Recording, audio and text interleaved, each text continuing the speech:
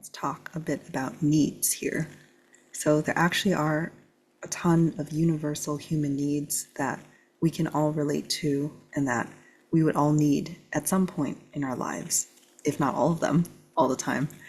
And this is taken from a wonderful book I highly recommend called Nonviolent Communication.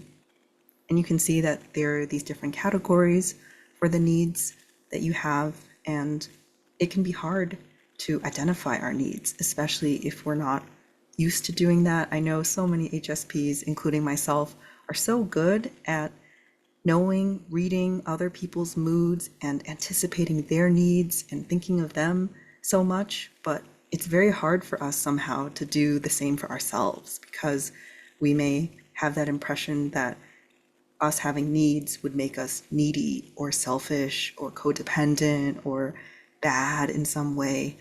And we may have even become or tried to make ourselves needless to try to be liked or loved or accepted.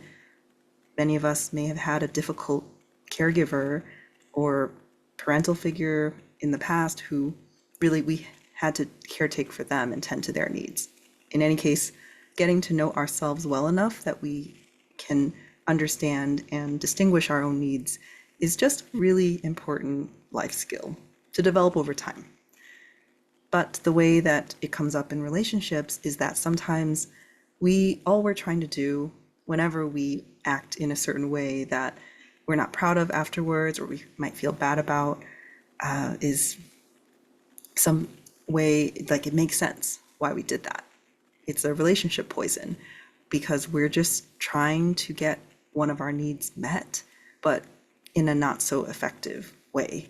For example, the one that the center gave is that you may be feeling lonely and isolated and longing for more closeness and connection with your partner, but you miss them because they're spending so much time away at work. So you can, what most people do is complain and criticize them for working so much and not caring about us. And that usually widens the disconnect and the gap and it pushes them further away. But there's another way to try to get that need met and to approach it from the angle of, oh my gosh, I really see you, how hard you're working for us and for the relationship. And I just miss you. And I'd love to figure out some way how we can get more time together or maybe do something different to enjoy our time together in an even deeper way. And that's more likely to actually get the deep need that we want fulfilled. So this is a lovely checklist that they created with all sorts of relationship poisons in multiple categories.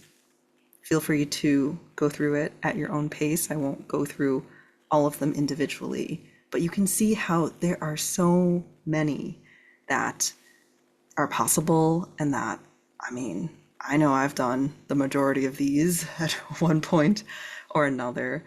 And you can see that some of them are external in how you treat your partner, but some of them are also internal in how you treat yourself, such as believing everything you think that feeds into the, oh my gosh, they're working late, they must not care about me at all, or maybe they're seeing somebody else, or maybe they like their friends more than me, or whatever, they're losing interest. Like we can get ourselves into these crazy spirals, and it just adds more tension and strife and more obstacles to connection.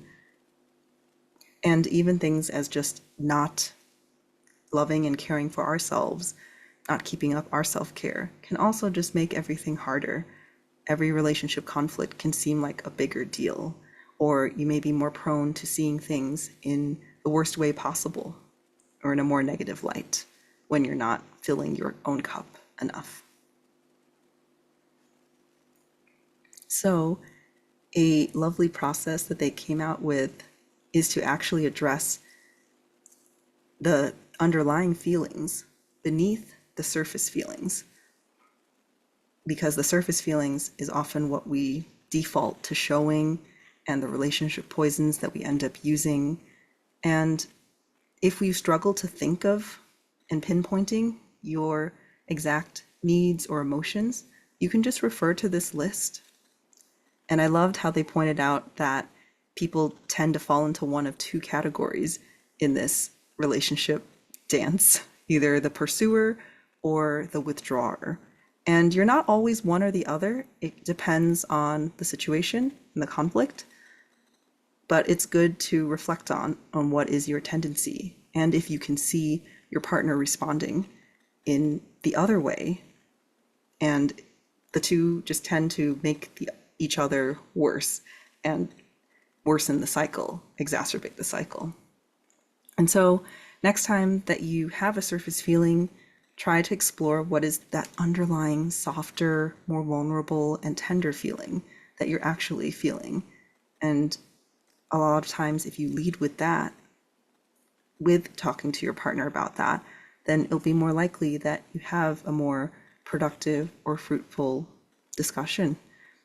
And you can even go deeper too in figuring out what are these stories that I'm telling myself, that I jump to, the conclusions that I just go to, that are feeding into this feeling and this worry and this fear that's making me either shut down or and withdraw or freeze or get more aggressive with my partner and pursuing and nagging and bothering and just wanting to talk everything out to try to fix the problem as soon as we can.